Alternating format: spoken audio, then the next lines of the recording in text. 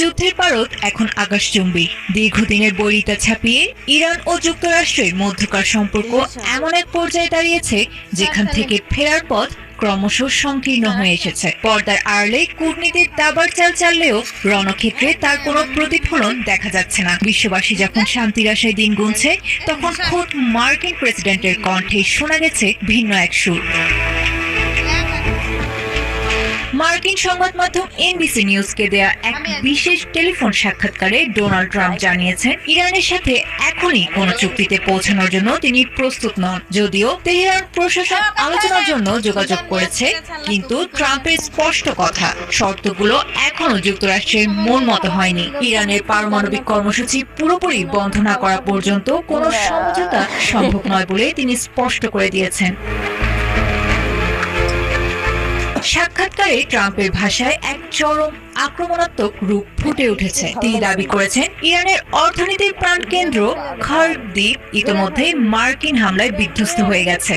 এমনকি বিদ্রূপের সুরে তিনি বলেছেন, যুক্তরাষ্ট্র চাইলে সেখানে কেবল আনন্দের ছলে আরো কয়েকবার হামলা চালাতে পারে। শুধু তাই নয়, ইরানের ক্ষেপণাস্ত্র ও ড্রোন তৈরি কারখানাগুলো বর্তমানে ধ্বংসের মুখে বলে তিনি দাবি করেছেন।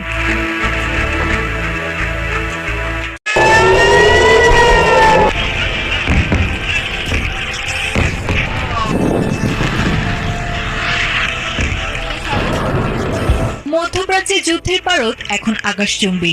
দীর্ঘদিনের বৈরিতা ছাপিয়ে ইরান ও যুক্তরাষ্ট্রের মধ্যকার সম্পর্ক এমন এক পর্যায়ে দাঁড়িয়েছে যেখান থেকে ফেরার পথ ক্রমশ সংকীর্ণ হয়ে এসেছে। পর্দার আড়ালে কূটনীতির দাবার চাল চাললেও রণক্ষেত্রে তার কোনো প্রতিফলন দেখা যাচ্ছে না। বিশ্ববাসী যখন শান্তির আশায় দিন গুনছে, তখন খোদ মার্কিন প্রেসিডেন্টের কণ্ঠে শোনা গেছে ভিন্ন এক সুর।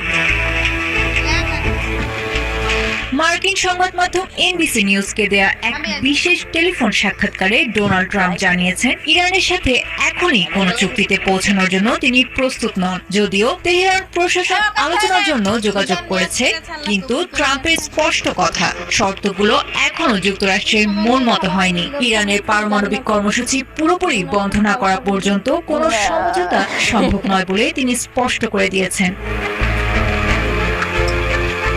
সাক্ষাৎকারে ট্রাম্পের ভাষায় এক চরম আক্রমণাত্মক রূপ ফুটে উঠেছে। তিনি দাবি করেছেন, ইরানের অর্থনীতির প্রাণকেন্দ্র খার্ক দ্বীপ ইতিমধ্যে মার্কিন হামলায় বিধ্বস্ত হয়ে গেছে। এমনকি বিদ্রূপের সুরে তিনি বলেছেন, যুক্তরাষ্ট্র চাইলে